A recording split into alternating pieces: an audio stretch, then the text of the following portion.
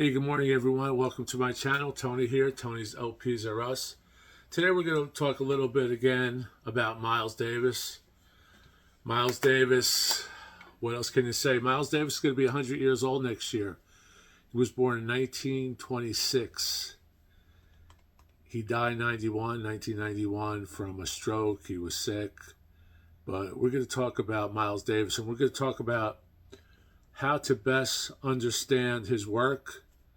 Like we talked about when we did the review of Brew and Kind of Blue, we talked about how that from Kind of Blue to Brew was like eons apart melodically, monotonally. But we're going to talk about how to best listen and understand Miles Davis, and I tried doing that in my previous video, and I was kind of on the right track, because what I said was, watch his videos, listen to his earlier music, listen to some other jazz rock fusion, which was what Bitches Brew ultimately came to be known as, a jazz rock fusion, although Miles did not like that term jazz at all. And I said, watch his videos, his interviews on YouTube, which we easy for us to do now. 30 years ago, 20 years ago, you couldn't do that. You had to, find interviews on videotape and jazz retrospects. But to really get down to the essence and inside the mind of the complex genius mind of Miles Davis, you really have to get into his books that other folks wrote about him. He has an autobiography, and the three books that I picked from the books that I've read on Miles, I think encapsulates what Miles was about, although maybe one volume or two volumes or 10 volumes couldn't really do that. Because when someone asks Miles Davis, what does your music tell us about you? He goes, if my music could tell you about me, then you'd be me. He was very contradictory. He would say one thing, contradict himself. He would blast someone else, and then he would praise that person or that musician. He would praise the whole industry, then he would contradict himself and say that it was all, it was all a sham, or that type of thing. But to really get into these albums, especially this album, and maybe Jack Johnson after this. Jack Johnson was said to have been a better album, but the record companies didn't push it. This sold initially 400,000 copies. This is fantastic. We talked about this. And of course, the best-selling jazz album of all time was Kind of Blue. And here is the 33 and the third UHQR. It's not the 45 UHQR. And I kind of did a whole video on this. I scratched it while I was cleaning it. I did a video of it. It was one of my biggest videos, because I guess people were saying, "Oh my God, how did he do that?" And maybe I'll post that on the back end of this, because it's fun to watch. It's also a warning.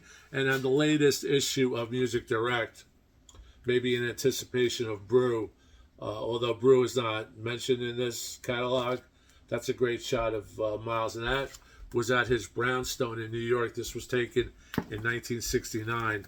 And so what I'm going to do is I'm just going to go over three books really fast. Three books that I think you should basically look at. If they're not available to you to purchase, you could get them at the library, and they all are available on eBay, and they're not really expensive. But this one's fantastic. This is Miles on Miles.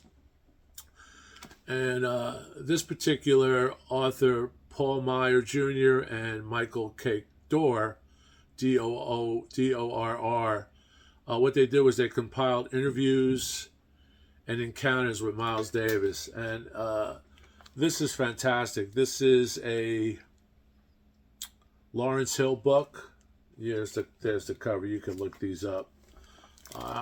These books aren't new. I think this is 2001. Let me see, 2009. But what this does is it has interviews, transcripts of interviews. My ego only needs a good rhythm section. That's Miles Davis. It just goes on and on and on. It's interviews from different magazines, different phone call interviews from DJs, excerpts from 3 anonymous interviewers unknown mid-'80s, how to cope with numb lips. It's just but this gets you into the mindset of Miles Davis. You can see this improv painting there. It shows the complexities of Miles Davis. Now, I basically said, to understand Miles Davis, you have to really understand jazz. But he goes beyond jazz. He goes beyond. It's not your Duke Ellington jazz. It's not your, it's jazz fusion. It's Weather Report. These later things. The earlier things, he played with everyone. Everyone in his band that he handpicked went on to become a major band leader of their own and major composer. Like Wayne Shorter and Herbie Hancock and Chick Corea, McLaughlin, go on and on, Evans, on and on. This one here I also recommend. There's 3 of them. Miles Davis and American Culture.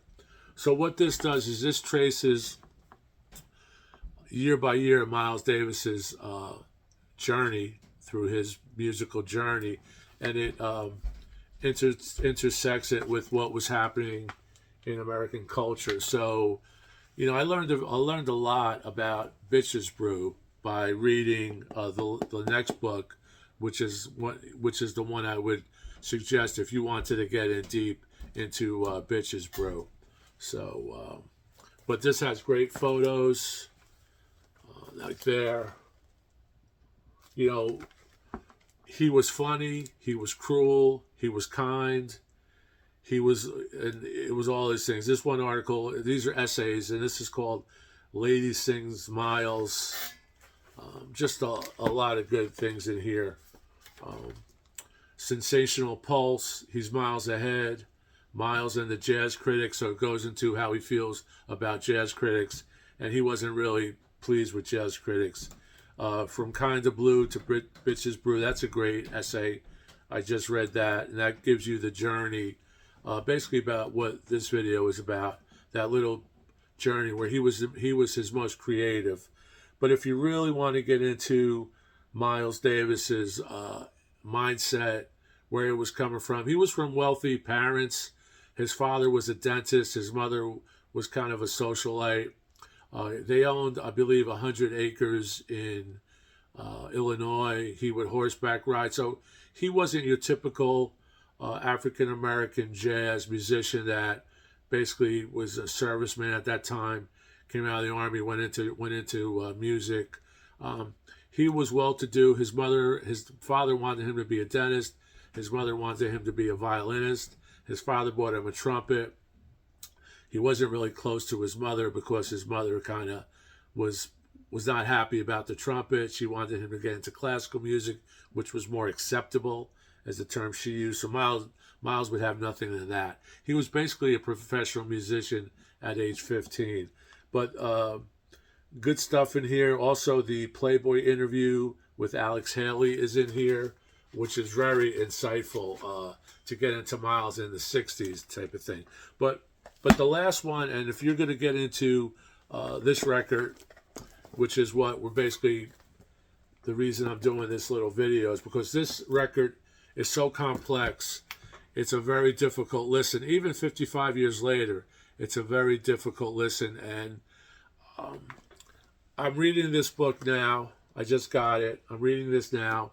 And this gives you the musical template and puts you on the correct path to understand this Bitches Brew record that Miles did because his record sales were down, jazz venues were half full, white rock was in, so he created a whole new thing. It wasn't white rock, it was rock jazz fusion. He created a whole thing that went on to form countless other bands. And these are only 3 books. There are, I would estimate, 50, 60 books on Miles Davis, as many books as there are on Presley or Elvis, or Bowie. There's this many books on Coltrane, but there's so many more books on Miles Davis. So this is called Listen to This, Miles Davis and Bitches Brew.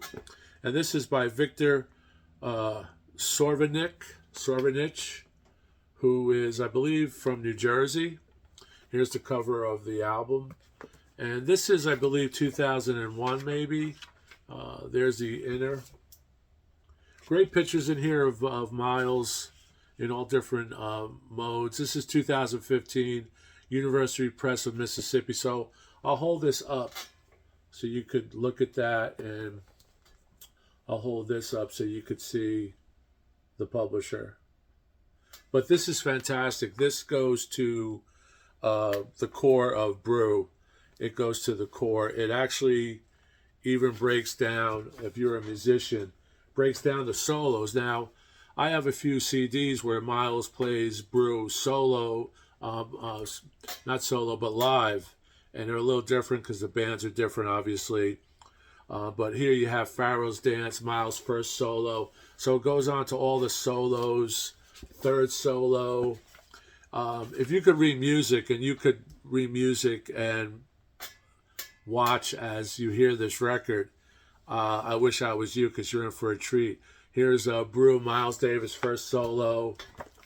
And then it goes on to Contracts, how the record that Miles did not write by himself, how that publishing was split. Goes on to how Tio edited the music, how the music was laid down, what he thought about the music, sound over groove, the sound in the setup, the rhythm section. I like a lot of rhythm, broken rhythm, Miles Davis. Voodoo Child, it's that goddamn MF and Machine Gun Miles Davis. So here he talks about Hendrix, how Hendrix influenced him. He was supposed to collaborate with Jimmy, but that never happened. Columbia missed out on the whole effing thing, the Lost Quintet. I can't even repeat half this language. Let's face it, Miles used flowery language, and I don't want to repeat too much of it here, but there's some great photos in this book. There's the picture that's on the cover of Music Direct. That's from his brownstone in New York City, I believe, June 69. I'll go over and show you the contents. But listen to this. Miles Davis. This is the blueprint. Not only the blueprint, but the explanation to an extent. Miles did not write this. This was written by a fan, musician, composer. This person, Victor Sorvanich, is a university college music faculty member. So we have number 1, chapter 1, climate, chapter 2, development, chapter 3, preparation, 4, music, 5, post-production, so you understand how this was all edited. It was mostly one take. There was a few 2 takes. It was mostly one take, all spontaneous, but not spontaneous to the fact that Miles did sketch out the chords or the notes that he wanted the group that he assembled to play. Aftermath, Beyond Brew, Miles in 3D images of Brew. That's in. And then you have all the notes and more photos. So this is a great companion to read and understand Miles Davis. This is really a lot of fun because you get to the essence of the man. There's not a lot of interviews on YouTube. You could go and watch the interviews on YouTube. Sometimes they're hidden. They're not only listed as Miles Davis. It could be listed as another musician where Miles is intercut in that particular documentary. I'm not sure if Ken Burns did a documentary. Ken Burns, the famous public broadcasting documentary director, he did a whole documentary on jazz. I believe there was a segment Obviously, there should have been a segment if there wasn't, but I'm sure there was, devoted to Miles. This is a really good book with the essays and interviews as well. But this, I would highly recommend, just for the cover alone. It's worth buying. Miles Davis and Bitches Brew. Victor Skorbenik. Him and I have something in common, but I'm not going to get into that. Maybe I'll reach out to him. This is the first edition, 2015, University Press of Mississippi, and it's dedicated to his father, Big Vic. Music is strange. Why does it change so frequently? It is because life is always changing. My life could have been an open book, so there are many secrets in my life. People don't understand mode, Dorian mode, electronics, etc., just like they don't understand us. But it's okay. Since they don't understand my music, they get surprised. Isn't it great that you can experience surprise through music? Miles Davis, 1975. That's what it's all about, right? Getting excited. That's why we all get excited. So thanks for watching. I appreciate all the subscriptions. I hope everyone's doing really well. Summer's coming. It's a little chilly today, but summer's almost here, and the time is right for listening to Miles Davis. It's interesting. One of the critiques in here echoed a lot of things that I mentioned when I thought about how can I explain Bitches Brew to someone, and it's like basically like a traffic jam. It's just so chaotic, but it really isn't chaotic. If you read this book, it kind of focuses it for you. So very important. I'm going to get into this, and I'm going to go back and listen to Bitches Brew. But, thanks for watching. I hope this helps you in your journey, your musical journey. I'm not a jazz aficionado like a lot of my folks out there, like Kenny's Audiophile and many other jazz channels. But, I do love jazz. I've always loved jazz. And this Brew album never gets old. So this will help you reach its full potential, I think, with you. It's different for other people. It's just my opinion. But I think these books, and especially this one, will help you understand Miles Davis and what he was trying to get to and what he did get to. So keep rocking. Thanks a lot. Talk to you later. Ciao.